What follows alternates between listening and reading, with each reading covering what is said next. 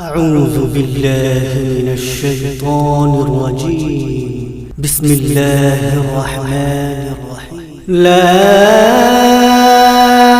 أقسم بهذا البلد وأنت حل بهذا البلد ووالد وما ولد لقد خلقنا الإنسان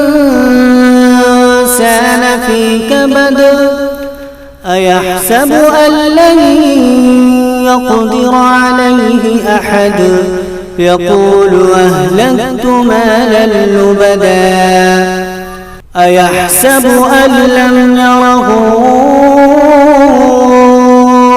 أحد ألم نجعل له عينين ولسانا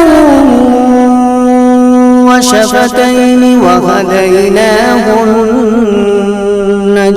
النجدين فلاقتحم العقبة وما أدراك ما العقبة فك رقبة أو إطعام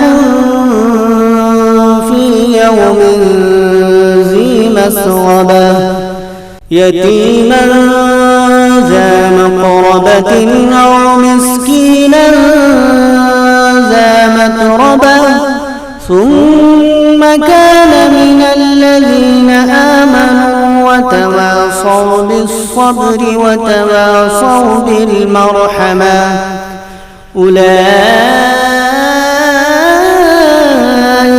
أصحاب الميمنة والذين كفروا بآياتنا هم أصحاب المشأمة عليهم نار مؤصدة.